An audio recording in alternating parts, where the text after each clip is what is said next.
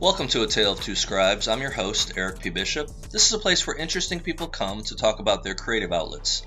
As for myself, I'm an author, podcast host, travel enthusiast, and lover of the outdoors. If you'd like to learn more about my published works or adventures, go to my website, ericpbishop.com. I hope you enjoy the show, and please go out and support today's guest. Thanks, and enjoy the journey. Welcome to another episode of A Tale of Two Scribes. Tonight, I'm excited to have Sam Bailey on the program. Hi, Sam. Hi. I'll So even good to tell see you. people what we did. I started the intro and I called you Samantha, and you said, "Call me Sam," and it cut out, and I didn't catch what you said. And I was like, wait, what did she say? So this is even better because then I start instantly more comfortable if you call me Sam. Very good. So I actually have one of my favorite characters that I've written into a book with the name Sam. So Ah, very I nice. love it. So Male or female? female, Oh, really? female, yes. Okay, I love that. But I play with it in the book because people think at first that Sam's a guy and they Yeah. realize, oh no, this is a woman. And she's a very capable woman. It's like, yeah, no, I can take care of it. I can take care of the male race when I need to. Nice. I love that. So welcome, welcome. I know we've been talking about doing this podcast for, I don't know how many months ago, and we finally, it took a while, and I wanted to line it up with your newest book release coming out as well. So glad we're finally doing it. Yes. We do have a separation between us. You're in Canada, I'm in the United States. Although you'd never be able to tell, except maybe for internet when there's internet problems, for one of us. Yes. Yeah, or the giant Canadian flag that will march by my studio door. There's nothing wrong with that. Just send some bacon down. Well, I don't know. Can you send bacon down now? I think with I everything don't going on in this even know. world. Come on here. Have a little bacon. So, um, I haven't been in years, but my maternal grandmother's side of the family is from Nova Scotia. Oh, the So most beautiful place and the warmest, kindest people are on the east coast of Canada. why is that, I wonder? It's smaller. So here I'm in Toronto, so it's like a big city, Mhm. like New York. So everybody's busy. Uh, we live to work, Yep. whereas I think in the East Coast it's more of like work to live. Yeah. Smaller communities. So I think people get closer. Um, and it's not like the big skyscrapers and things. Mind you, I haven't been to Halifax. Halifax probably is. I haven't been to Halifax in a really long time. Hmm. But I would, think it's almost like it's rural in Yeah. a sense. Really close knit, people really helping each other. It's just, yeah, it's such a beautiful part of Canada. Yeah. I want to get back. I need to take my kids back there. My cousin came down from I think it was not last Thanksgiving, it was two Thanksgivings ago. My cousin came down and visited family, and I hadn't seen him since I was a little kid. So he Mhm. was telling me, because I think he lives, if I recall, where he is in Nova Scotia is close to, was it Oak Island? There's a show, like Discovery Channel show or something. There's The I'm Mysteries not of Oak sure. Island, I think is what it's called. I might be getting that wrong. Someone's gonna send me a blast me for that. But it's like this mysterious island where they think possibly like the Templar treasures buried, or they don't know. Oh, There's all this mystery behind it. And he was telling me about it at Thanksgiving, and I'd heard about the show. He was like, "You need to come up. I'll take you over the island. I know the guys that are on the show." And it was one of those places to go one of these days. But unfortunately, I need more time, more resources, more everything. I know. Yeah, I'm gonna have to check it out. I don't have Discovery Channel, so I haven't heard about that, but I'm gonna go and check that out because that sounds really interesting. There's like a whole mystery of Yeah. Oak Island. Okay, I'll check. I will, when we get off, I'll look it up and then I'll message you what it is and see if I got it right. Yeah, thank I believe it's Oak Island though, but I'm the same way when it comes to like that. I had cable the first couple years I lived where I'm at now, and the price just like I think you get your two yeah. year kind of promo rate, and then it like didn't double, but it went up enough. It was, it went up enough that I was just like, what do I actually watch? And it was very little. There's very little that I actually watched, and I was like, why am I paying for that? So I ended up dumping cable, and now I have just like four streaming services. I still And that can't. that, that was the issue. Because we have so many streaming services Yeah, that which I have too many streaming services. But every time I decide I'm gonna give one up, then they come out with a new show that I desperately want to watch. So I'm like, okay, so that was why, yeah, I gave up cable because yeah. there was yeah, I wasn't going to be watching it anymore as much as I'm watching all the streaming.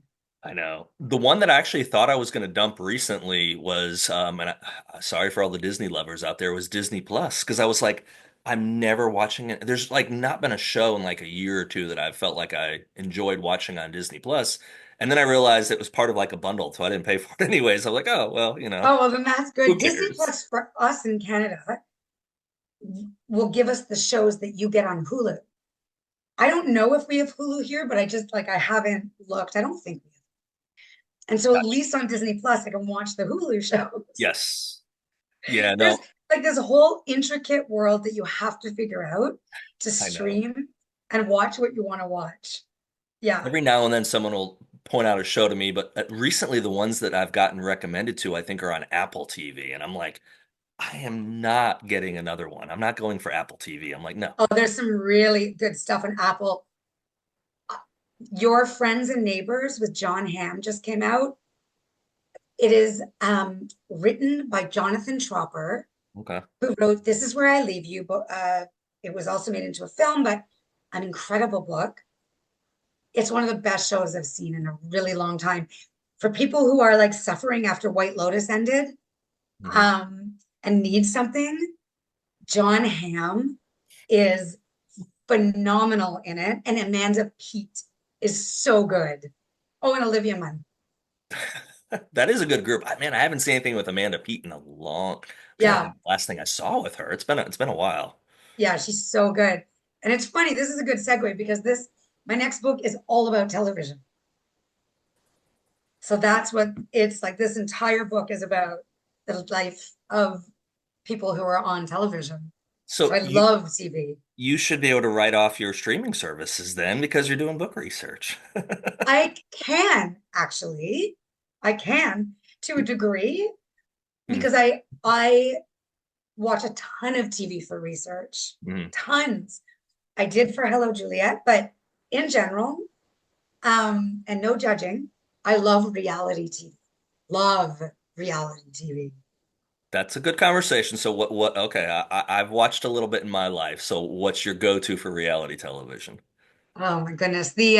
Like the more, I was gonna say the dirtier the better, but I think that's it. Temptation Island. I was gonna say, Yeah. So Temptation Island and Love is Blind, every okay. single country that it's aired in, The Ultimatum. And then I love challenge shows like The Mole, Traders. Um, I'm not entirely sure what it is about reality TV that draws me into it, but Hmm. for character development, Hmm. watching how far people will go for things like love, Yeah. money, power. Like it's very fascinating. Do you watch? I don't watch much. I used to watch a lot more. I will say the two things that I do currently watch, one's with my daughter and one is without, well, it was with the kids. Now they've kind of got burnt out. Was we got back watching we watched Survivor a long time ago and stopped for a while. And we started Survivor again maybe about 2, 3 years ago, probably during COVID, I guess. We Yeah. started Survivor again. But then they kind of got, after like 3 seasons or 3 years of it, they were kind of like, eh. But I told them this last season's really good. I've been watching it. I watch it at night. I don't have my kids. And then my daughter and I watch The Amazing Race. And I'm trying to get her to go on. Well, she's not old enough, but I'm like, when you get old enough, we'll apply. And she's like, oh, Daddy, I have no desire to run the race. I just want to watch it. I'm like, I need a travel companion. What in the world? Oh my gosh, it looks so hard. The Amazing Race, I'd love to watch, would never, never. The panic of being on a clock like that. I know. And I don't like competing myself. I like to watch it, Yep. but I do not enjoy competition myself. And so that whole aspect of it, the competing, there's some backstabbing in it. Right. Again, to watch it, to read it, to write it, but to live it, Live it. now I'm good. They were a couple of, it was a couple, maybe a month or so back. They were somewhere in the Far East. I don't know if it was Thailand. I'm not sure. Now I can't remember where they were. Wherever they were though, they had to go to the clue box, and it was at like the base of this big, massive Buddha. I should know where this is, but I'm drawing a blank on where it is. Irregardless, they get to the clue box, they open up the thing, and they're like 50 steps from the base of the Buddha. So you can see it right there. It's a massive thing. And they have to run back down the steps. And I'm looking at my daughter going, I'd be pissed to go all the way there and not get up there and enjoy seeing the big Buddha. Yeah. Go, what's the history behind it? I want to read a sign about it. So we're talking about traveling and reality shows. And let me ask you this. Have you had with what you've got four books out, or fourth book is coming out. Yep. Do they have any international flair? And then have you gotten to go to some of those places that you've written about? Such a good question. So, um, Woman on the Edge, my debut, is set in Chicago. Okay, My second book, Watch Out for Her, is Vancouver, Toronto. there we go. My third book, A Friend in the Dark, is Michigan. Okay, And then Hello, Juliet. I keep having to show it because I love this cover so you need much. to. Hello, Juliet, and my nails match, is set in Los Angeles. Okay, So for all my other books, uh, whether because of budget or COVID, I couldn't go to Chicago. I yeah. couldn't go to Michigan. I actually have never been to Vancouver. And so I couldn't even go to Vancouver. And when I was writing about Toronto, I was writing about parts where I don't live and where I don't hang out. And so even then it was COVID and Mhm. I couldn't go anywhere except in my car and like sit in my car. For the first time ever, I got to go to LA Hmm. for 5 days Okay. for research. And oh my God. So first I went with one of my best friends, Meredith Shore, Mhm. who writes rom-coms. So she came with me. Do you know John Lindstrom? I don't not familiar with the name, no. So John Lindstrom wrote Hollywood Hustle. Okay. He has a book coming out with Jeff Ayers, I think. He's Yeah. also an actor Okay. he's on General Hospital, Beyond the Gates, and then like a whole bunch of other TV shows. So I had met him at Thriller Fest and we became Hmm. friends and we, blurred for each other. He's the greatest guy. So when I went to LA, me, John, and Meredith had dinner, which Nice. was so exciting. And then John drove us up and down the Sunset Strip. Very good. Okay. Very iconic Yes. thing to do. And yes, and I needed to get into like the Viper Room, Whiskey A Go Go. Yep. So he would stop the car, I'd run in, take pictures, or he'd get me in so I could take pictures. And it, yeah, I would love to travel now for every book I write. Yeah.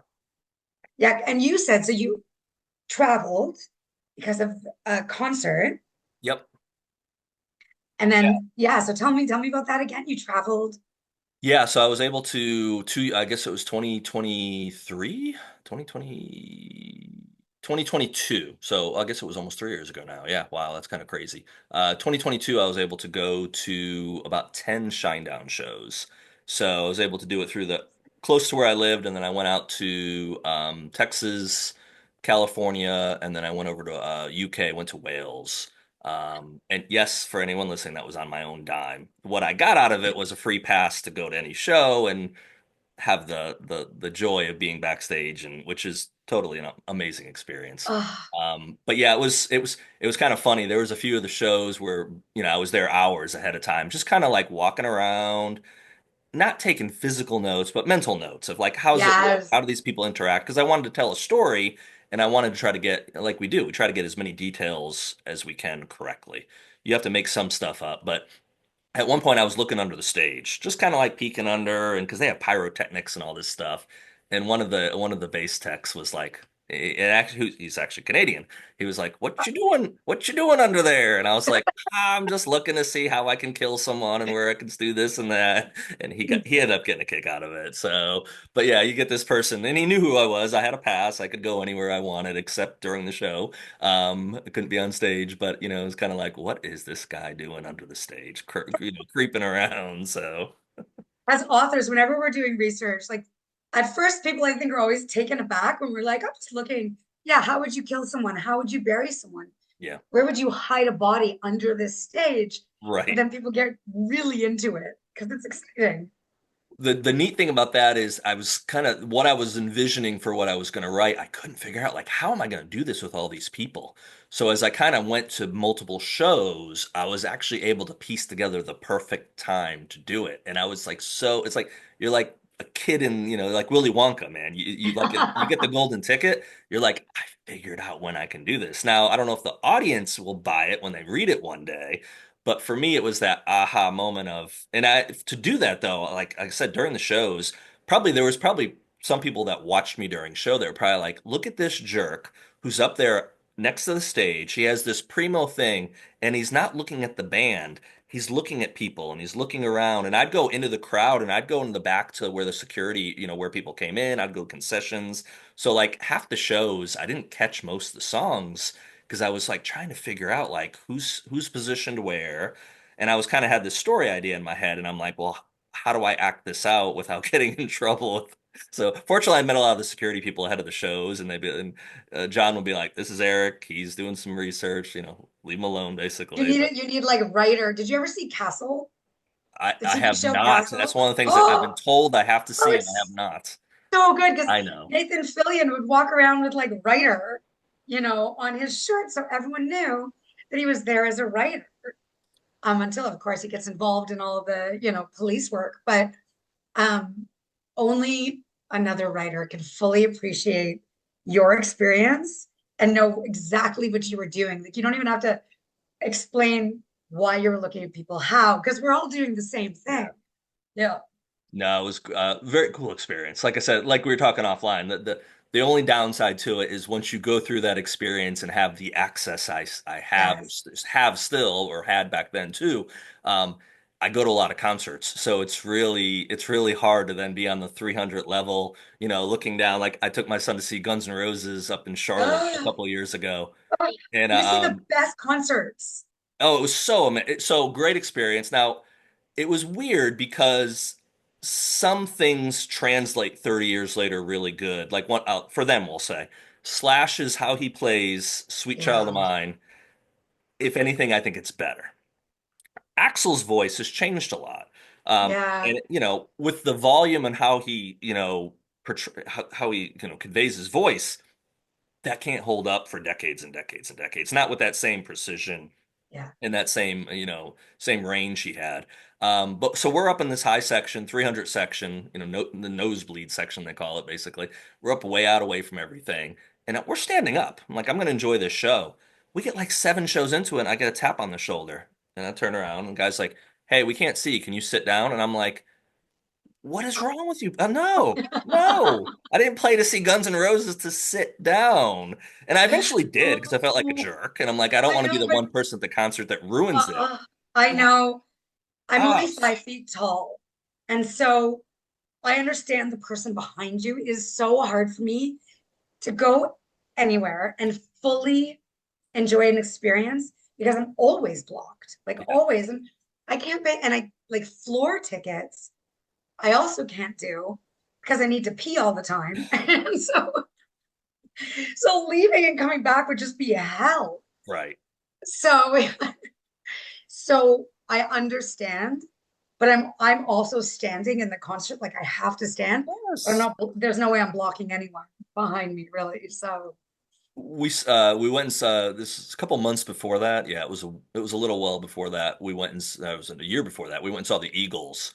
Now that one you sat at because I yeah. joked with that one as we were kind of getting in and getting to our seats. I kind of looked at my son and I'm like, you realize you're like 50 to 60 years younger than the average person walking in here. It was such a different demographic. It ended up being, it was the Hotel California 50th anniversary tour. So ended up Oh, being a great show. Glad we saw it. But that one was a little bit more, it was a little better to sit at.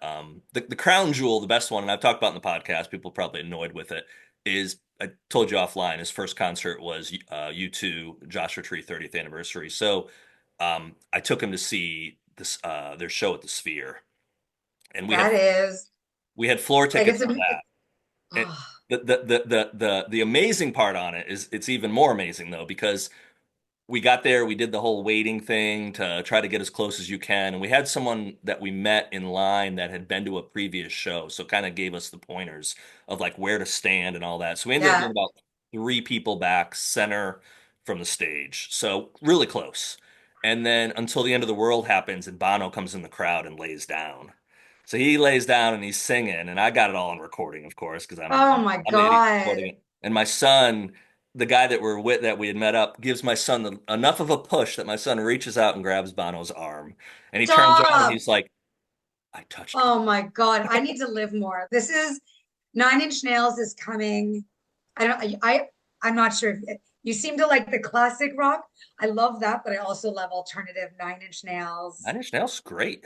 Okay, they're coming to Toronto this summer. So Go see them. I think I'm gonna have to go. They're one of my favorite bands, Guy Trent Reznor. Like he's just a genius. Um, Candlebox they was my represent first show. I saw Lewis. Candlebox, New Haven, Connecticut. That was the first show I ever saw. I saw Three Doors Down, saw Bush last summer. I actually have Creed tickets for this summer, and I realized one of the things we were talking offline about our kids. My son wants to go to Yellowstone, so I booked a trip to Yellowstone. Well, which week do you think the only week we can go to Yellowstone is? The week I have, tickets for Creed, basically. Oh, I'm gonna have to either give them to someone or sell them, or I don't know. I haven't yeah. figured that part out yet. So, Where oh it's yeah, no, I Char can't if you want to make it down to Charleston, South Carolina, that's where you got to go. So that's not where I am. That's just the closest I could get tickets that yeah, were. maybe one day. Where are you actually? I didn't even ask you that. Where So are you? I'm in Western North Carolina. So I'm like an hour outside of Charlotte, North Carolina. I'm Okay, kind of this weird triangle between like Charlotte, Greenville, South Carolina, and Asheville, North Carolina. So, and I'm in no man's land in the middle of all that. So. I've never been. I can only imagine it. Did you see White Lotus? I have not. No, I know what I've heard of it and I've seen I guess clips of it you could say, but yeah, no, I've not. The characters, there's a family that are from North Carolina. Okay. And they say things a certain way. Parker Posey plays a mother, and she says things with a North Carolina accent that all over TikTok people are like, no, that like she nailed it. She nailed it. Nailed it. So you have to just go and see Parker Posey on TikTok saying things like Lorazepam, um, Piper, no. Anyway, you have to go see that. I will definitely have to. Yeah, I'm not a native of North Carolina. I've moved around a lot. I grew up in Yeah, Connecticut, moved out west before kids and lived in a couple states out west. And then when we finally had kids, we went to Virginia. And then once my son was born in Virginia, it was kind of like, where do we go? My family was north, hers was south. Where do we go for like a support system? So I gave in and we came back south. yeah, yeah. And I think I could move every year or two and be content. I'm okay with being traveling and seeing stuff but I'm here. I could never move every year or two. I like to travel, but I've discovered I'm not an adventurous traveler. Well, give me like an Airbnb on the beach, and then I will go on like day trips. I love Yeah. hiking, I love nature, I love the water, I love all that. But in terms of living, I could maybe do 6 months in one place, 6 months in the other. I think Mhm. about that a lot. Canada, it is cold, it is gray for 8 months out of the year. I Right. love it here so much. But every winter, I think, Bahamas. Like if I could go somewhere for like 6 months of the year, just yeah, to escape the winters, not to Escape escape Canada, but to escape the escape the winter. grayness.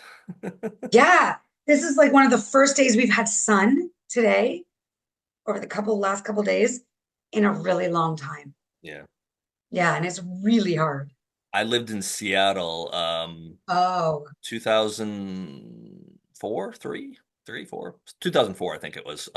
We weren't there very long. We were there less than a year. It just happened that the year we got there, so we moved in like July, and like from July to like October was like flawless weather. No yeah. rain, beautiful Oh, temperatures. We wow. didn't need air conditioning. And then the gray came, then the clouds came. And it was never like pouring rain, but it was this gentle like mist.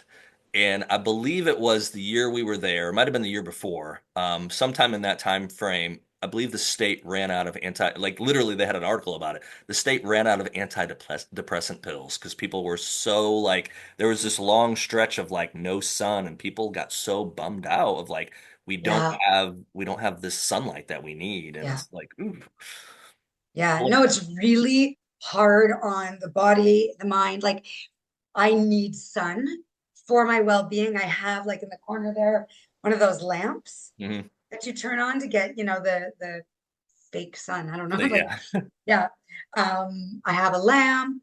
I have to turn all the lights on just to make sure I'm getting light. I write dark, but I crave light in my life. Yeah, no, oh, I could totally understand that. So we're fortunate here where we get a good amount of sunlight, but we've had an interesting year though. Again, we were talking offline about like internet connections and all that, and the storm, Helena when Yeah. when the storm Oh, came through, and then last month there's been wildfires. So and again, none of them were close, but they were. I could smell them, and you could see the discoloration in the sky in some spots. When you were driving, you could see them or see the smoke, but it was just kind of like. Western North Carolina is just kind of, I don't know, it's just got hit the last 6 months, one thing after another. So, yeah, it's very frightening. I yeah, remember when we were talking, and it's one of the reasons we were switching dates is that you were stuck in like a hurricane, and then there was no power, yeah, and and it went on for days.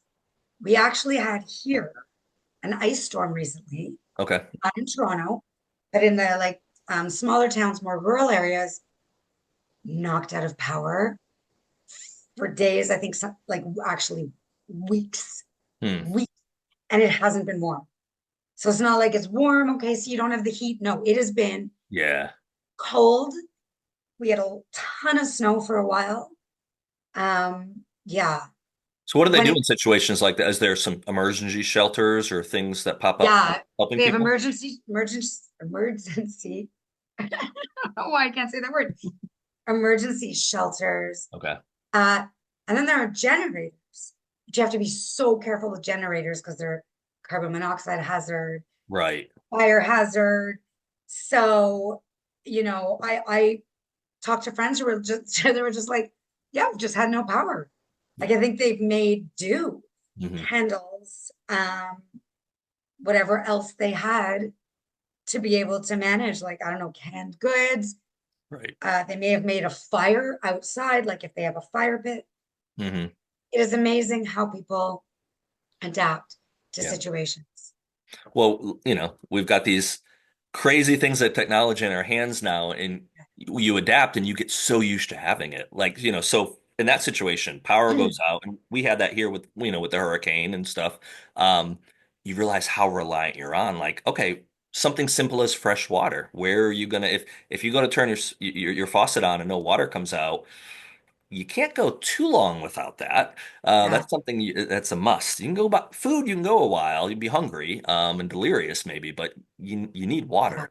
And so yeah, I think sometimes when these natural disasters happen or these situations happen, it's good for people to kind of like, okay, I should probably have some kind of a plan in place for yeah. 3 to 4 or 5 days of if something were to happen, I'm not hoping I'll find what I need. I have something put away. Yeah, when you think about wanting to put together like an escape kit or like a Yeah. survival kit, you know, whenever I think about doing it, I was in my mind, I'm like, oh my gosh, like I'm preparing for the apocalypse. Mhm. This feels over the top, Right. but but then your power goes out and you need water. Yeah. and you need a flashlight, and you need like you know, non-perishable food. Hmm.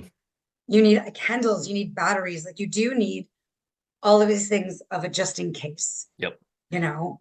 I don't think you need, I mean, enough to fill like a car, and you don't need, I don't think you need a bunker, but The bunker ones are interesting because I've definitely read a lot of the prepping stuff over the years. Being where I live currently in Western North Carolina, I know a few preppers actually. yeah, And I've always kind of looked at it as, man, if things got that bad and you had to go live in this bunker for possibly months or years of your life, quality of life's not going to be that good. I don't know. that depends who you're with. I guess so. And it I guess depends, so. like, again, you adapt, right? Like you Correct. adapt to your situation, not probably realizing your own strength until it's put to the test. Yeah, no, that's very true. Definitely very true. So Yeah, even with like when the storm came through, one of my friends up about probably about 40 minutes from where I live, um, they were the way the power system worked there, they were able to get a bunch of people back on quickly, but there was pockets that couldn't, especially if you were like a single house and you were kind of away from the main road, which he yeah, was. They had like a three house area. So his dad had a whole house power generator so they could go there, cook, refrigerator, and all that stuff, take hot showers. But for theirs, they didn't have. They had a little small generator they could put outside, but just enough to kind of keep their refrigerator going. But I think their power was out for 2 or 3 weeks. I mean, no, it's it was a sizable time. yeah, no, it's really frightening. Oh my, I don't know where you were living. So back was the year the entire eastern seaboard lost power. It was the biggest one, like one of the biggest blackouts of all time. I didn't Yeah. have kids. What year I was remember it? that. I was young. I was in my 30s, I think. 2000 and was it 2000? Yeah, 2000 and something. I'm trying to remember. Early 2004. Am I making that up? No, no, that might be right. I think I was out west when it happened. 2004. So you would all of a sudden I was teaching, which is what I used to do before I wrote full time. Gotcha. So I was teaching, and all of a sudden gone like power out. And we're like, oh, okay, power's out in the building, no big deal. Oh, we're on the 15th floor. Damn it. Now we gotta walk down, and everything is out. And we're like, oh my gosh, like this whole area of the downtown core is out of power. Oh my Yeah. goodness. is, is out of power. And then you realize the entire eastern seaboard, Toronto, Yeah. New York, like it was unreal, Right. unreal. People were like pedestrians were directing traffic Hmm. because there were no lights, and you had the cars everywhere, and people wanted to be as safe as possible. I walked 3 hours home because there's no transit. Yeah. Can't get like at that time it was a taxi. Right. Walked 3 hours home. Thank God it was summer and not too warm. Yeah. And then the most amazing thing was all the neighbors on the street took all our meat and had a massive barbecue, I like bet. massive Right. neighborhood wide barbecue because we had to finish everything. Right. Yeah. So, and I think, I don't remember how long it lasted. I remember it lasted long enough where we were like, "Ugh, like I this remember is, I remember reading about it because I believe it was like whatever caused it, the switch or whatever it was that caused the whole system to go. It wasn't anything like that you would think would cause it. It's kind of one of those things. It's like really the whole yes, system is yeah, contingent on this one thing that yeah. Like somebody had whoops. like bumped into the button, or it was something true where you were like, you Yeah. didn't realize how precarious your energy and electricity is. Well, I want to talk about Thriller Fest because you had brought it up earlier. So I was at Thriller Fest in I think 2000. I went 17, 18, 19. I think that sounds right. Okay. I went three So you years in a went row. all the years I didn't go. Of course, that's of course. Well, I started going later. one of those years, I think it was 18 or 19. I want to say it was 19, but it could have been 18. There was an outage in New York City while we were there, and it was quite a large amount of blocks. It wasn't in the Hyatt. I think it was at the time we were at the Hyatt, so it wasn't at the Grand Hyatt above Grand Central, but it was like a couple blocks over, and then it went north towards the park. And we knew some of the authors had gone out to dinner. and they were like 30 blocks away. Well, then no power means no lights, no cabs. I mean, Right, right, it's right. chaos. So it was the Chaos. weirdest thing. So we came out of the hotel where we were staying. I think we were having dinner in the next building over, actually. We came out and we walked down, and it was just starting to get, dark. And you just look down this, whatever it was, Fifth Ave or Sixth Ave, and as far as you can see, it's just dark. And you're like, that's really, there's like zombie apocalypse movies Yeah. that Oh, it definitely, is. I Am Legend. I'm waiting for, Will Smith to, come down or something. So, Yes, which I didn't see that, but I'm getting the context. It's it is the most it is like so eerie. yeah, Everything is quiet, so dark. You can see the stars, and like everything has stopped. yep, Literally, life has just stopped, and everybody's in the same situation. yep. Like there's something almost, well, there's something very poignant and profound about it, and something terrifying about Sure. it at the same time. Yeah. I think Absolutely. You- blackouts to me are really interesting Yeah. as an author, right? Like as Oh, yeah. yeah, yeah. I think they're really interesting for all sorts of things. You talk to people you would never talk to usually. Hmm. You connect with people that you didn't even know before. Like there's just this sense of solidarity, I think, that Right. happens.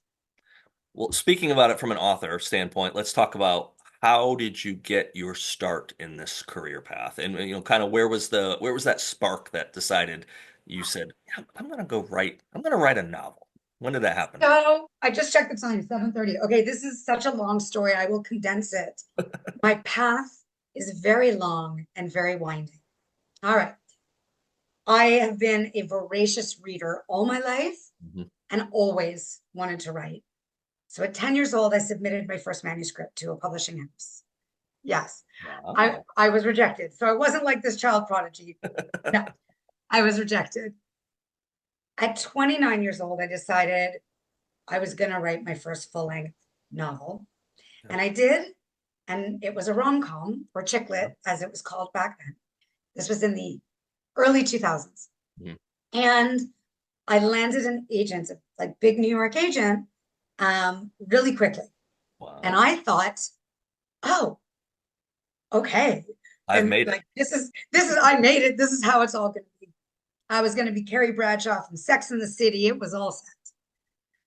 We go on sub. Yeah, nobody wants that book. So Yeah. it dies on sub. So I wrote another book. Nobody wants that book either. Hmm. My agents and I amicably part ways. Hmm. And I spent the next 8 years, I think, writing uh, three more books. Wow. Two of them I was unable to find an agent. I queried Yeah. hundred. I then wrote what is Woman on the Edge, Hmm. my debut. And I signed with my absolutely phenomenal agent. It was the fourth time that I had queried her. Wow. Yeah, I had wanted my agent for a really long time. Hmm. Um, and so yeah, fourth time's the charm. And we spent 3.5 years revising the book. Yeah. So here I am. So I started at An 29. overnight success. Right. I have people who see Woman on the Edge and they're always like, wow, like so amazing that you did this and that it's done well. And I know that they're thinking, wow, like she woke up, she wrote the book and it got published. And I Yeah. always want to say, like, you have no idea how hard Yeah. it was. So I started writing at 29, like like novels. I was published at 45. Yeah. I So Was I 45 or 46? I was 44. 44. 44 or 45. I don't know. I think Yeah. I just turned 45, I think. Yeah. Yeah. So, you learn so much along the way, Yep. develop a very tough skin. Yeah, Um, you better have tough skin to do this. yeah, you have to, yeah, super tough skin. Uh, develop like persistence, patience, and you kind of learn what's important. Hmm.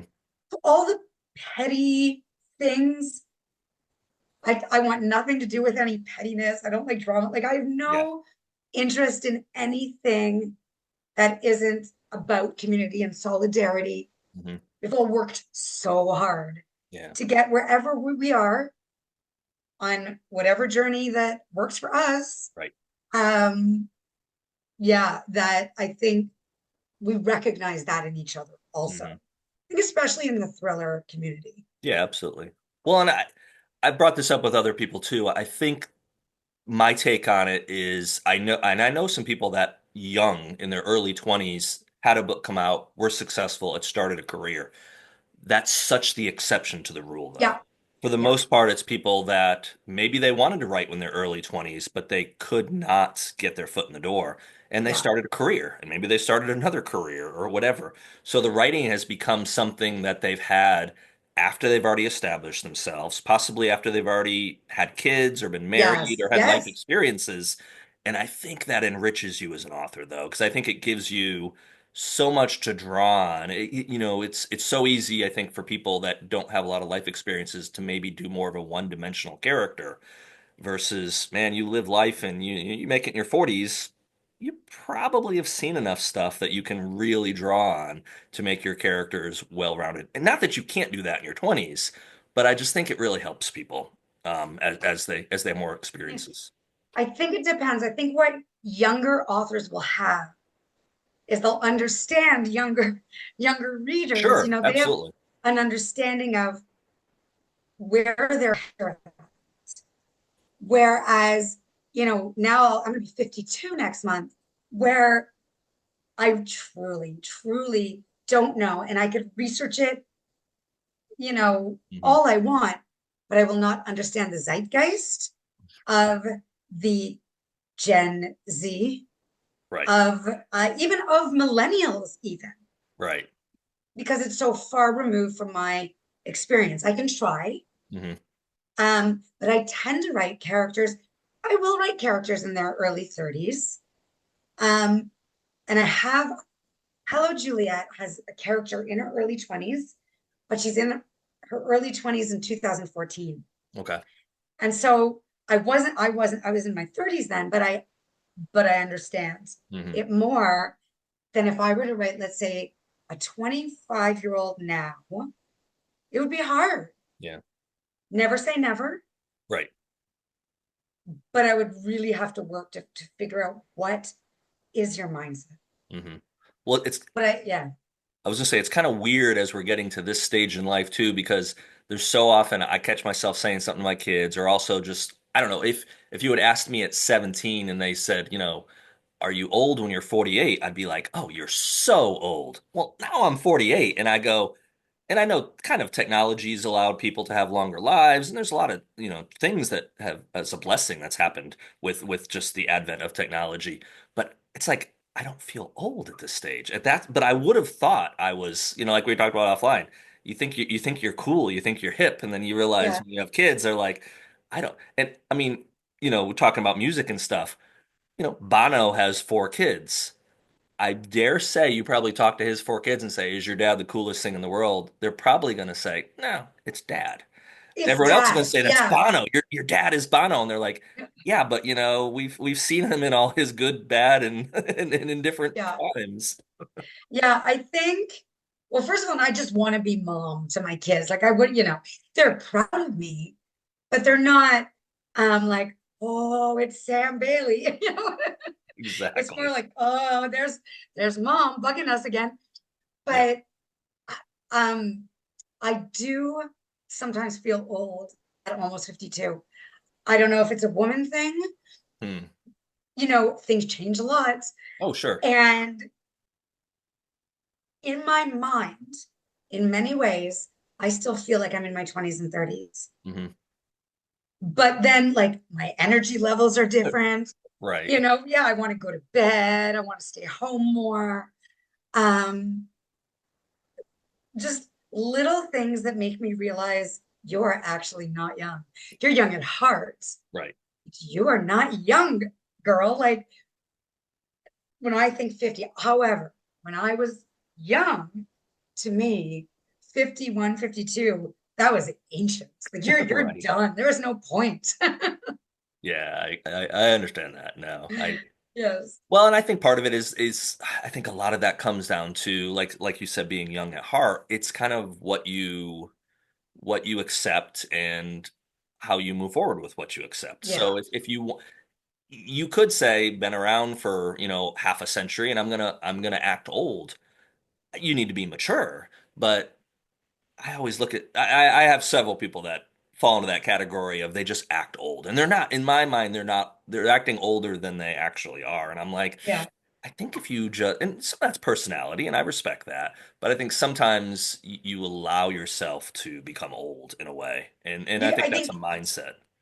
I 100% agree. I can catch myself doing it where I allow myself to fall into the I'm not going to go out. I'm going to get my pajamas. I'm going to stay home. It's like 7 o'clock. Why Right. would I go out at 7 o'clock?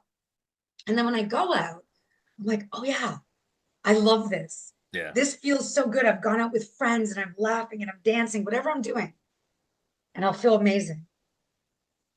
It just takes more Yeah. for me to move Right. out of the house. But every time I do, I'm so glad I did Glad it. you did.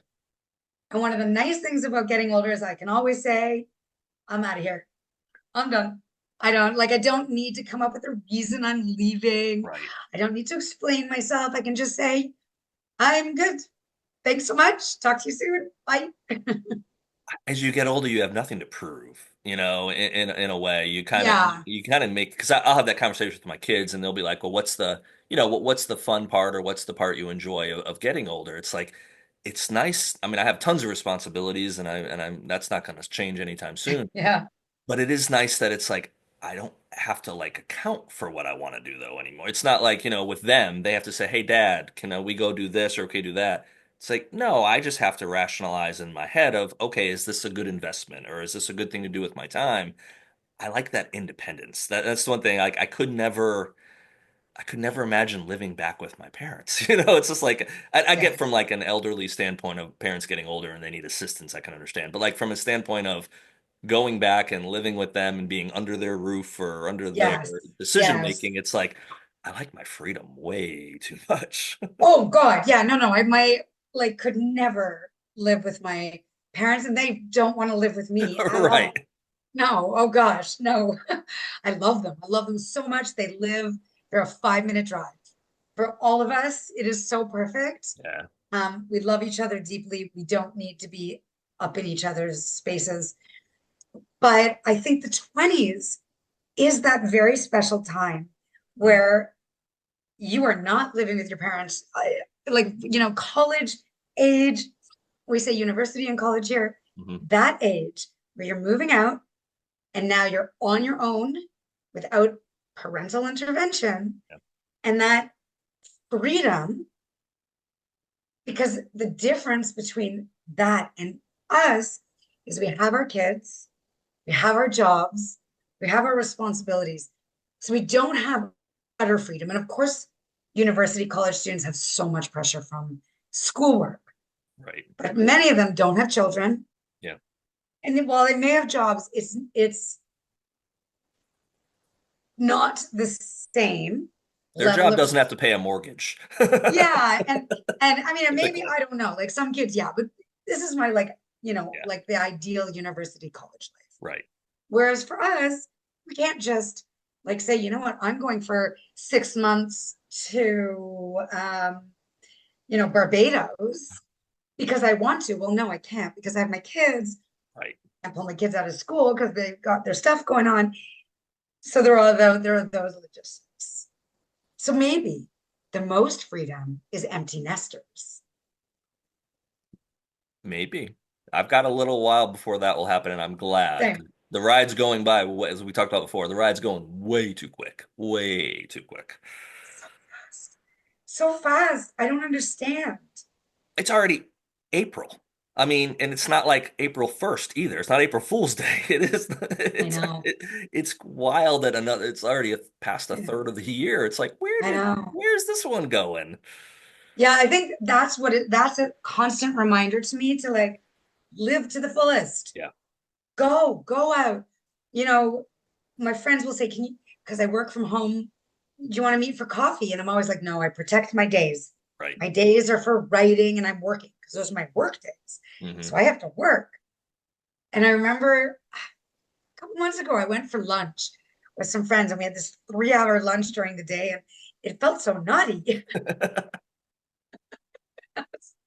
And I was like, that felt so good. I need to do it again. Of course, I haven't since, but I have to constantly remind myself it will be June. Then the summer will be over. Like, I have got to make sure that I do a little more experiencing and a little less working. Well, especially with your window opening up of having like nicer weather, no gloominess, no grayness, you Yes, need to get out and see more of the area yes, for sure. yes. Because even like the Nine Inch Nails concert, I'm like, oh, it's going to cost probably like 300 a ticket. I was looking today and I don't know how much the tickets are. And I was like, that's so much. Yeah. And then I'm like, oh, August, and it's going to be late, and it's going to be so many people. Like, what is wrong with me? I have to just go. Well, I told you I got the tickets for my son for AC/DC. Well, the week after that, I got Metallica tickets, and I told him about it. I got them a long time ago, 6 months plus. And a couple months ago, we were talking about schedule and a few things, and I said, Yeah, "Well, don't forget we got the AC/DC show, then we got the Metallica show." And he's like, "Well, I got that. I got Guitar Camp," and I was like, "When's Guitar Camp?" And he gave me the dates for Guitar Camp, and I was like, "That's during the Metallica concert." I was like, "Okay, well." So then I started texting a few friends, "Hey, want to go see Metallica?" Again, my friends don't like to go to shows. I'm the one that likes to go. So I go by myself with frequency, honestly, because I'm like, I'd rather go alone and have a blast versus go, oh man, Metallica came through and I didn't see him again. Um, but so I've got a cool. Metallica ticket that I'm trying to get a couple of my friends to one of them says maybe, and I'm like, I need a little bit more than maybe. It's a month away. If not, I could go sell that on StubHub, I guess, if I had to. So, Yeah, would you go alone? oh, since my divorce, I've probably been to 40 concerts in the last 4 years, and I probably, Wow, of those 40 concerts, I've probably been to 25 alone. Yeah. Yeah, no problem. I meet people. Um, yeah, I have no, it was, that's I good. kind I of love learned, that. well, I learned that lesson years ago. I started traveling for work, not a lot, but about 10, 15, 20%. And I was going out to California a lot. This was mid 2000s, I guess. Um, 2005, 6, 7, around then. Um, and I would always fly into whatever town, Los Angeles or San Francisco, or whatever. I'd stay at a hotel. I'd go to the office and I'd kind of get takeout, bring it back to the hotel. And after doing that for a few times, I was like, this is depressing. I was like, I am so I was like, I need to just go out to a restaurant, sit there by myself, and Yeah, put yeah, put my yeah, big boy pants on and yeah. get out. Well, I started meeting people and I started hanging out with people, and I was in Los Angeles one time and I said, I'm going to go see I think the Lakers weren't in town, but the Clippers were. So I went over to, and they were playing in the same stadium at that time. I think they're separate now. So I went over the stadium because someone was like, oh yeah, Clippers tickets are a dime a dozen. You can get Clippers tickets. So I drive over the stadium, pay $20 to park, walk to where I think the ticket box office is, and there is a line like two-thirds of the way around the stadium.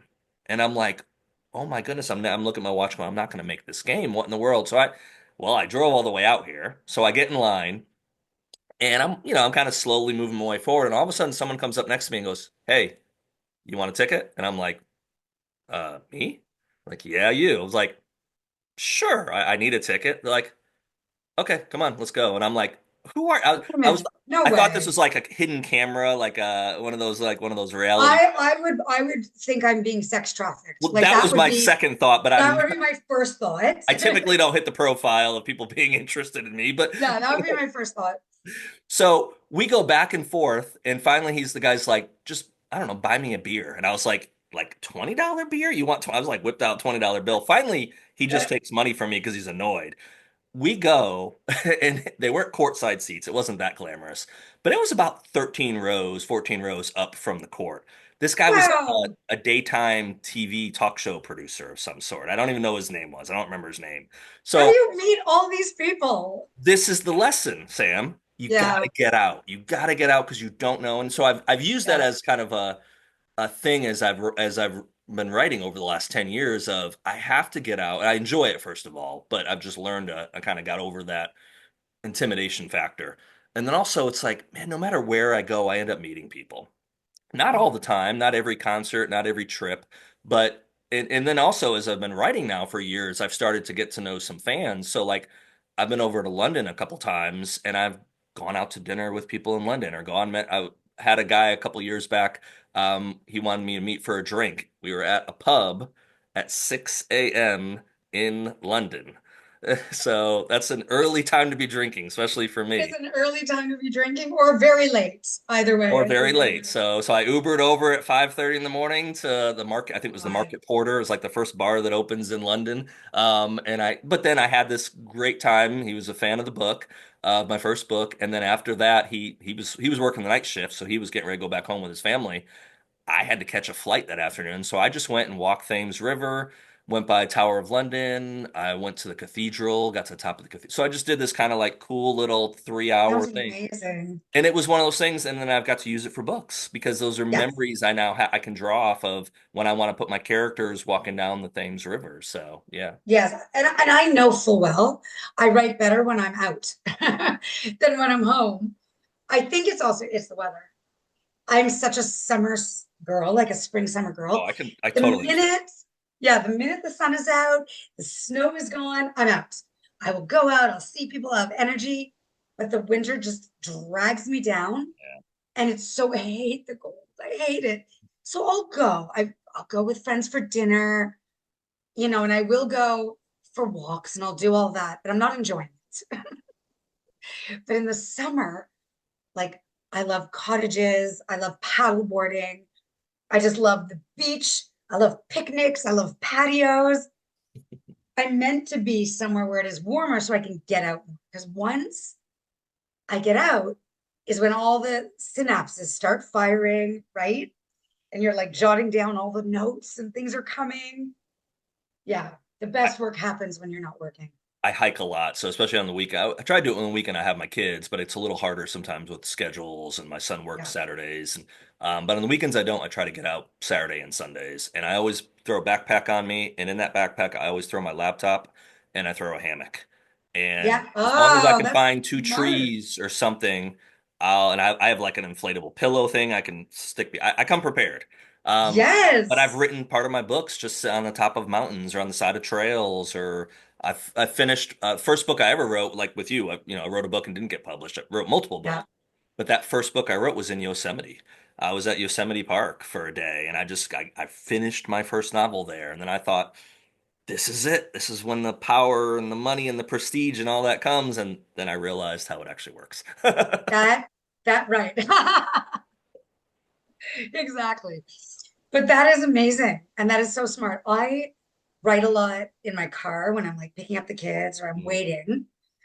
I write a lot when I'm walking my dog, yeah, you know. I never thought of a hammock and a like travel pillow. yeah, That is really good. I works. love parks. All I need is a blanket and my phone Hmm. and a notepad. Like I do carry a notepad and a pen with me everywhere just in case.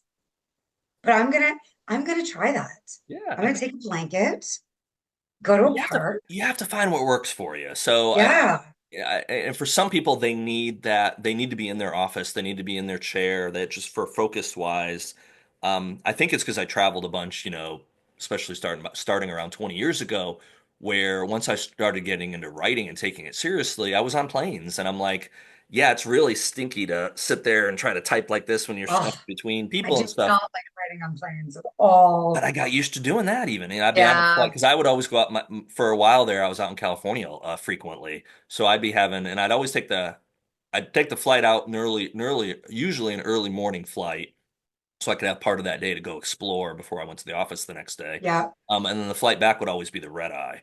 So I've taken I don't have to even think about the San Francisco airport. My brain, I'm like, I can envision a scene right now writing a book, and I could like get from the terminals and get to them, BART. I could take care of all that. Same, So same.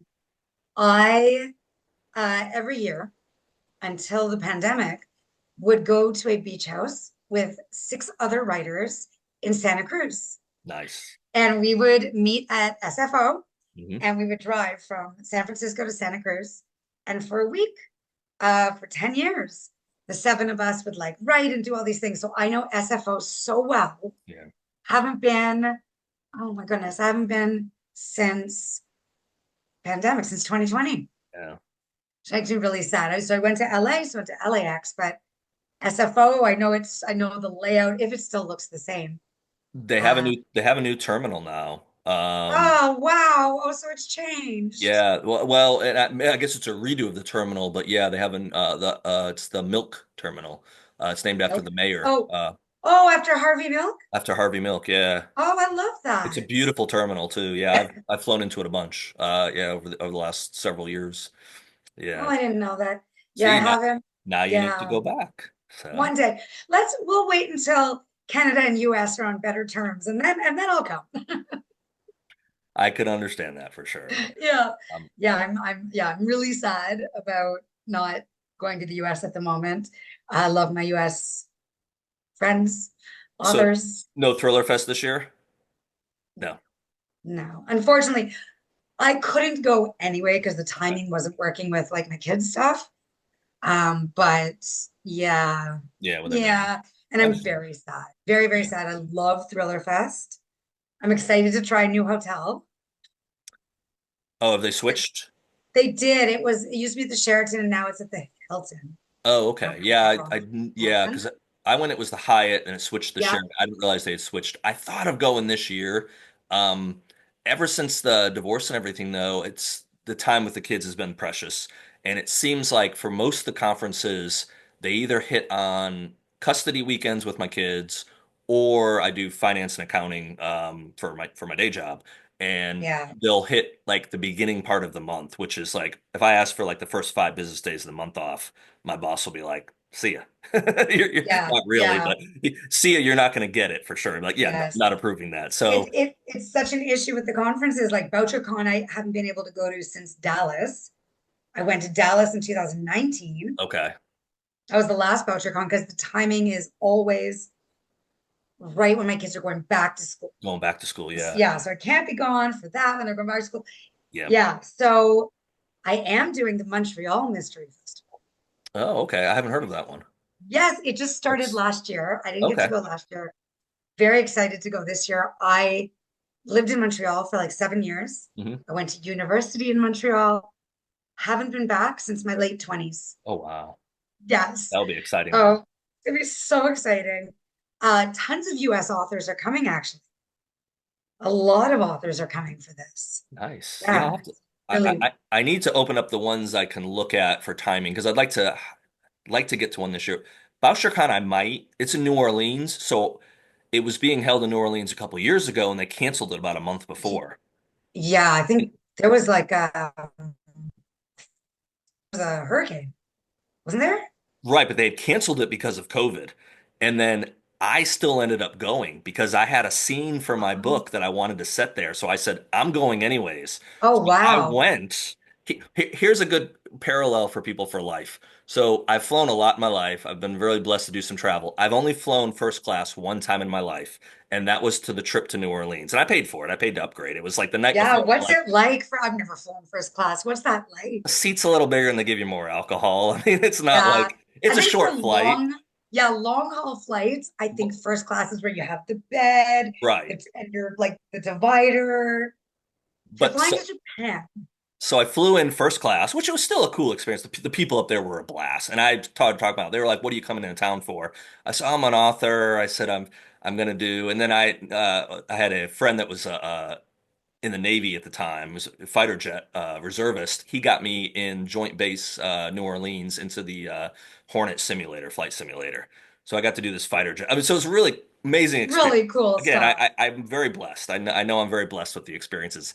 And then the hurricane hits, and so I have to cancel, get out early. I got the last, not the last flight to leave, but the last flight that God. Delta could get me on, which was like 6 a.m. flight. Yeah. The airport was crazy. I've never Oh seen my so many gosh. thousands of people in the TSA line.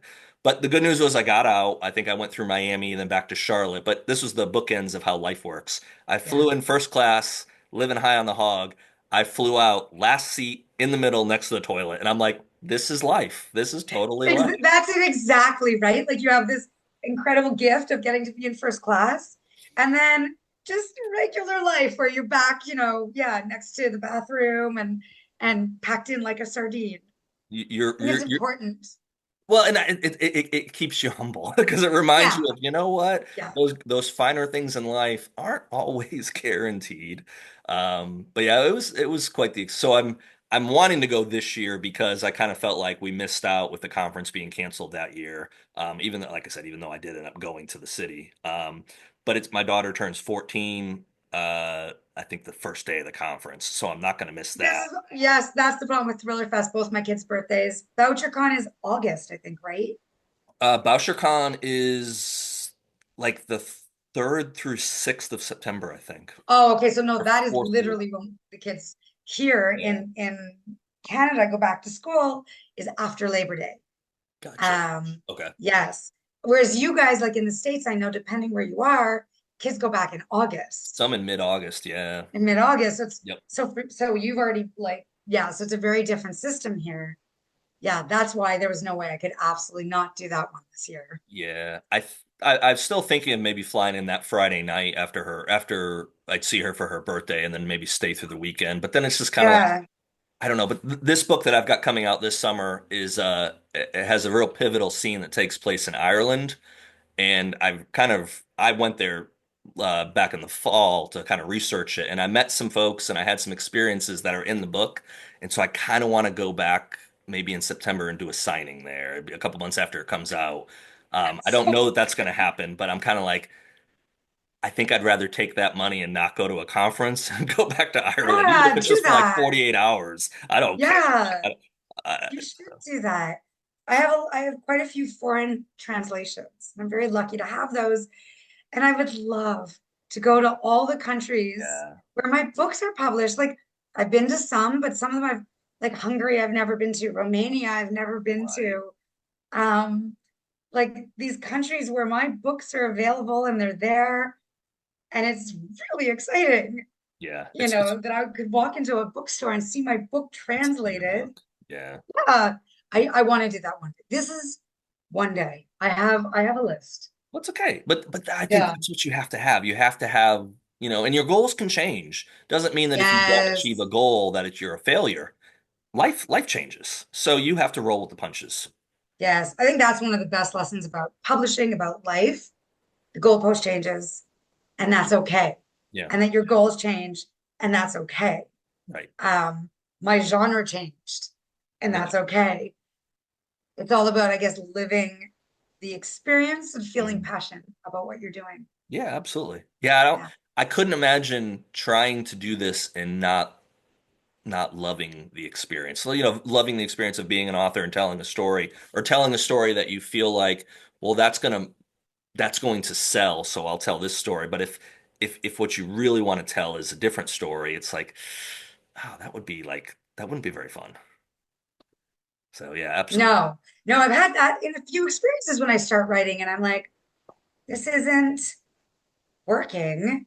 Oh, And no matter how long I've worked on it, we've shelved whole books, right. right? Um, yeah, and it's interesting. I'm writing my fifth book. Fifth, yeah. I had to go back and count my fifth book that will be They'll be published because published, right? all the other, yeah. Um, now, and it's an ambitious book and it's a complex book and it's a tough one to write. Hmm. It's really tough. And I keep thinking, maybe I should just like do something else, but I can't get it out of me. I can't get it out of my head. Yeah, I can't get it away from me. And so I know I have to write this you story and I'm have just to. really scared Yep. to do it. And I have to just push past that because I love when I'm writing it, no matter how hard it is, I get that feeling. Hmm. Like I can't describe it, but you know that one. Oh yeah. Yeah, this Yeah, one, when you sit there and put out a chapter or finish a chapter, and especially for me, if I don't know where I'm wanting to go until yeah, I start writing it, and then when I get done with that particular scene or whatever, man, it's a great feeling to know that you found your voice for that chapter and you're able to yes, tell that story. So exactly that, well, exactly let's that. talk about Hello Juliet before we wrap up. All How right. did it come about? Tell our listeners and people that are going to watch this on YouTube, tell them about the story and definitely show the So, cover. yes, there's Hello Juliet, there's the back. So, Hello Juliet is the story of Ivy Westcott. She is now 32, and the story takes place a decade in the past and current time. Okay. When Ivy was 22, she landed the lead role in a teen drama called Hello Juliet. And it was like the big break she had been looking for her entire life. Hmm. She and her mother, who's also her manager, they finally have money. They finally have some hope. Hmm. All their hard work and dreaming has paid off. Ivy is the lead on Hello Juliet. But then horrible things happen. Her life implodes and she has to flee LA. So she flees and she gives up the life of being a famous actress because she becomes infamous. And it destroys her. Hmm. 10 years later, a celebrity expose is on a streaming network, and Ivy is the third episode of like celebs who've hit rock bottom and never bounced back. And so she then is invited to do a reunion episode Hmm. with her former cast members, Okay. who were like a family to her, but she hasn't spoken to them in 10 years. When she shows up to the set and walks into her old dressing room, she finds one of her co-stars, um, one of her co-stars' body hanging by the hook on her closet door, and she's dead. Yes, and that's the first chapter. So, Chapter one. Off to the yeah, races. off to the races. But it is a story. It's a story about being hungry for fame, Hmm. but also it's more than that. It's about validation, acceptance, Hmm. wanting to be part of something, Yeah. and the price that you pay to do that when you are on camera. Hmm. Wow. Yes, and it was is probably the most fun book that I've ever had to like that ever for me. I love all my other books, but for this I created a TV show. So Hmm. there's scripts of Hello Juliet in here. Oh, that's Um, cool. yeah, so I created a whole TV show and it has social media excerpts in it. It has like all the social media from the time. So it was something very different for me to do. I've never written a screenplay before. Hmm. I always wanted to, and I was kind of like, okay, let's do it. um, so it was a really wonderful experience. I hope people love it. Uh, it's a fun book. If you like Hollywood and TV and celebrity and murder. Now, was it um was it Woman on the Edge that got optioned? Which was the first? Okay. Woman on the Edge has been optioned, yes, by Wildling Pictures and Little Mama Media. Okay. That was super exciting for that to happen. And at this point, it's just the process, Yep. you know, get options, and there's a process. Right. So it's just so exciting.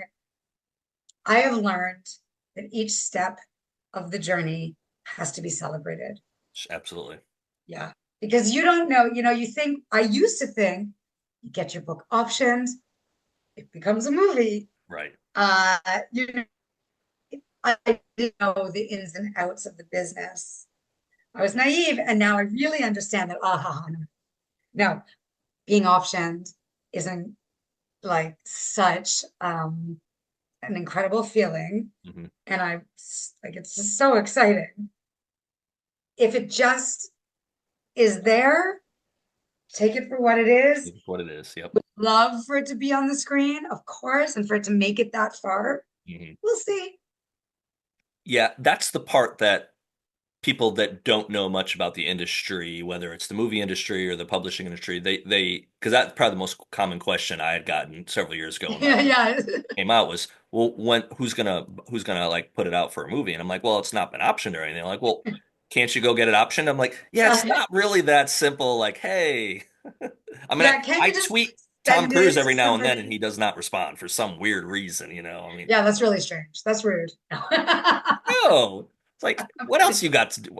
Just stop hanging off planes and jumping off, Yeah, like sides of answer my mountains. tweet.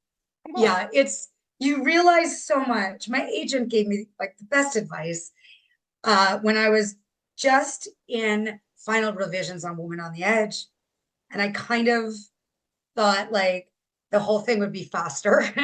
Yeah. And she said, whether it's your first book or your seventh, it never gets easier. Hmm. Truer words never spoken Yeah. because that's it. It doesn't get easier. In fact, I find it gets harder because you want more. Right. And then I think you have more self-doubt because once you have books out there, people are reading them and they have opinions on all your books. So with each subsequent book, there's that pressure to like outdo yourself, right? Sure.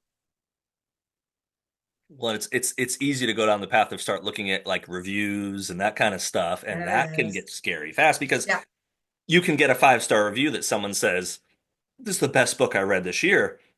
And then you have a 1-star review that's like, "I couldn't read the first chapter." And it's like, well, I know it was good. They could have got past the first chapter, but it's like, what in the world? And that's where always tell people when they like, I had some good advice years ago, and I do look at reviews, but they were like, don't look at reviews. It was Yeah. I mean, I best think, selling author. yeah, almost everyone I know looks once in a while. Right. People who don't at all, I admire them.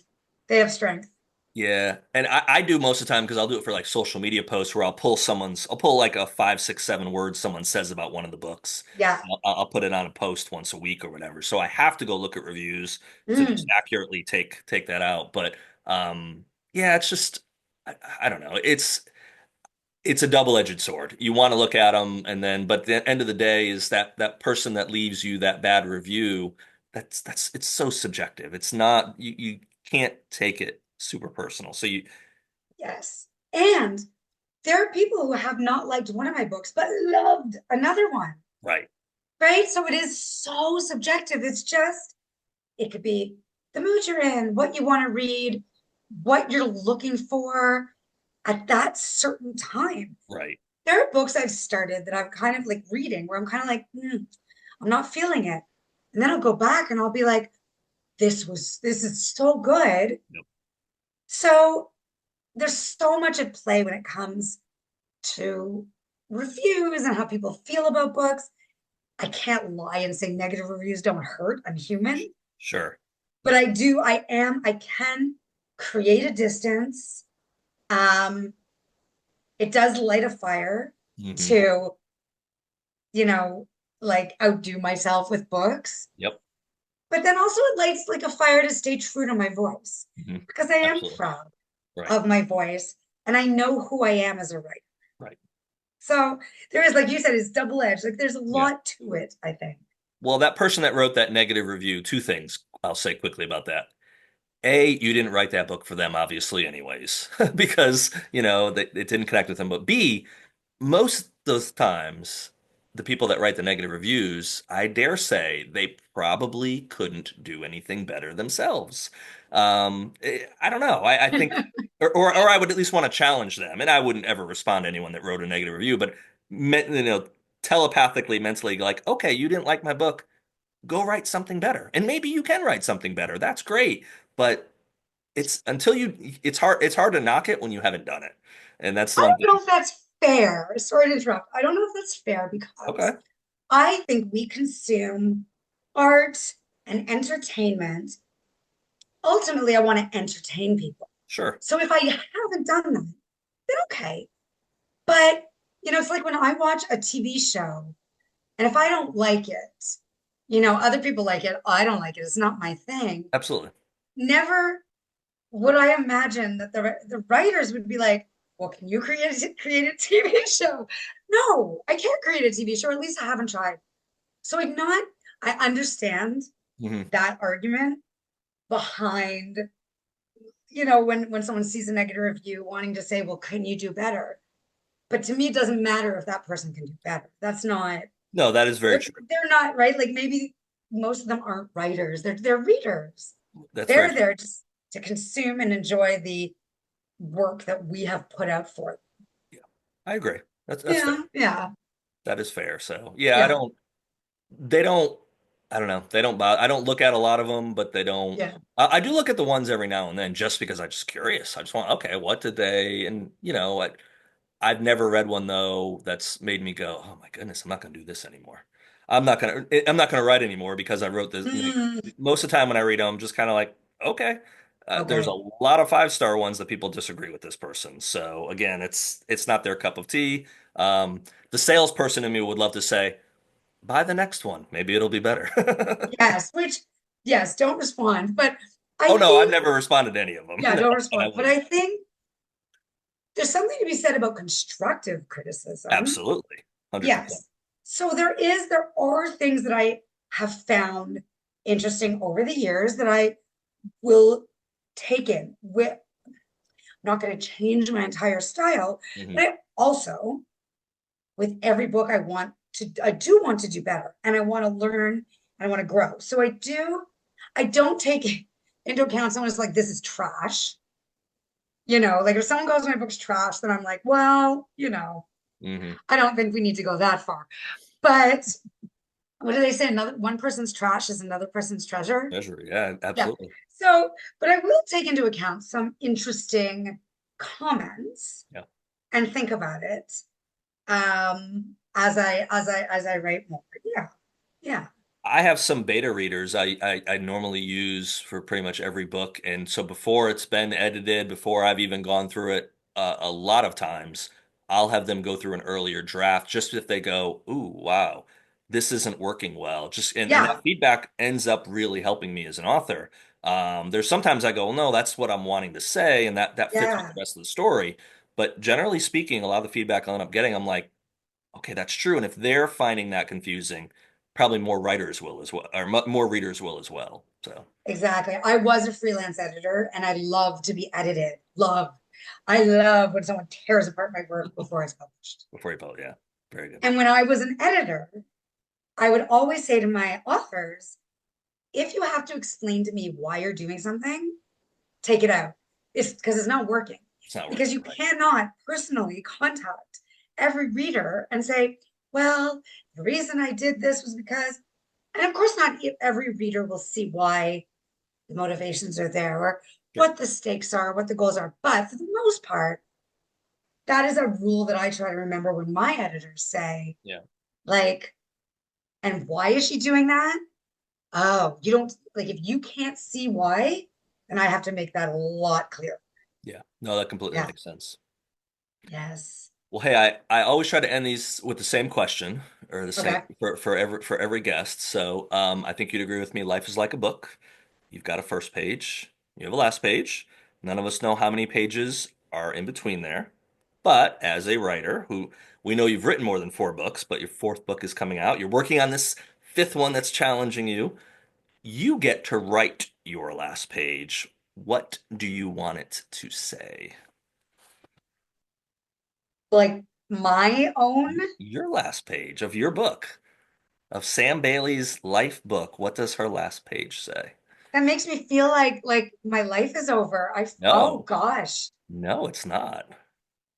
Okay, wow. All right, the last page of my own book, My Life, ultimately. The book of your life. Yes, I think she did it her way, I like or that. I did it my way.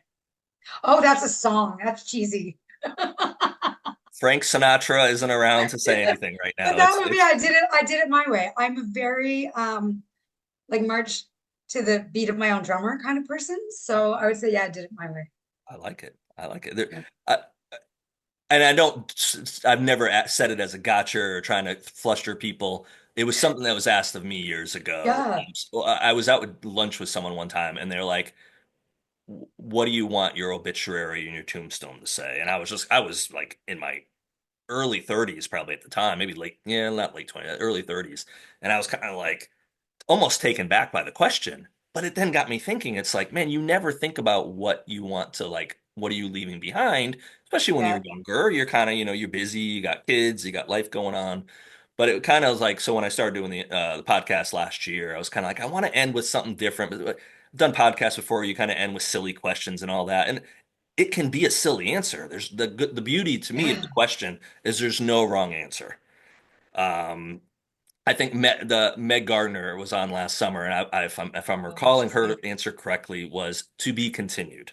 Oh, And it that's came a right good off one. like off the cuff, like immediately. She's like to be continued, and I was just like, Oh, that's amazing. and no one I'm had given me taking that that. answer. Forget mine. I'm taking Meg Gardner's. She hasn't copyrighted that, so No, anyone can use it. So it's a really good question. I'm going to actually steal the question to ask, yeah, like out for dinner with friends. It's a really good question that, like, I had to really think, and I'm not even sure that's my answer off the cuff. yeah, But were I and to think about it, I don't know. that's what I most want to get Yeah, from someone is what's that first thought that comes. And I've had so many different, like some people have gotten really in yeah, depth or really like just kind of painted this picture, and other people have been very brief with their response. And again, I've told people too, and they're like, "Oh, I don't know if I like that." I'm like, "Well, there's no wrong answer because you're not being. This isn't actually how we're going to write the page. It doesn't get written this way. But if you think about it for a second, man, what would be a good way to make it end? And again, it's just I don't know. It's something to it's think about. good. Hopefully, our life book has many, many, many, many, many more chapters. But I've also, as I've You're again, gonna knock on wood. I'm knocking on wood. I've got wood there. I've got it Yeah, all over. So, but no, I think it's a good, especially now with life. I'm at the age now where, and I'm fortunate where it hasn't happened with me, but several of my close friends have been losing parents in the last several years. And so I just had a funeral I went to 3, 4 weekends back, or 4 Fridays back. Um, that it's just kind of like, okay. And it just, I don't know, it kind of puts things in perspective. It's part of life. It's a natural progression of life. It's nothing to be dreading necessarily. oh, I dread it all. Yes, I dread it. Oh, Oh God. Yeah, I can write about death, but like discussing it, thinking of, oh yeah, no, no, no. I dread terror.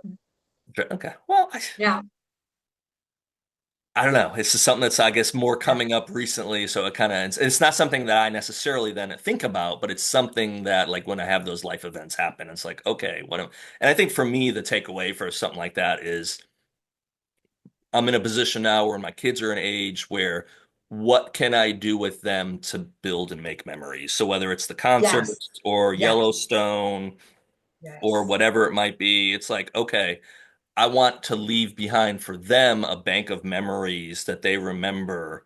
Um, yes. they remember that, dad cared for them and wanted to not just do stuff for them or, financially take them. My daughter, loves to go to the mall. So I'm always like, hey, don't forget, we've got a spending limit here. This is, Same with mine. it's like, Sephora might be really nice, but, Oh yeah, Sephora. oh, she left to go home to go with her mom earlier, and I was kind of going to putting something in her bedroom, and there was 3 Sephora bags sitting on. They're small bags too, but I know, but they're pretty bags. Like they're really nice yeah, bags. the little. And I was just like, oh my goodness, there's 3 of these things sitting on the ground. I agree. I'll joke with her when we're out sometimes. I'm like, remember, this is your inheritance, so be wise about it. And she's like, what? It's like, Yes, no, don't do that to her. let's end it with this though. So, where should everyone go to get a copy of Hello, Juliet? It came out on April 29th. So April 29th, I'm gonna hold it up again. You can buy this anywhere, online, bookstores, wherever books are sold. It comes out with Thomas and Mercer April 29th. And I'm very excited. If you're in the Toronto area, um, and the Ontario area, I am doing a lot of events. That is on my Instagram, in-person events. My Instagram is S Bailey Books. And as I said before, I'll be at the Montreal Mystery Festival May 23rd and 24th. Awesome. Congrats, Sam.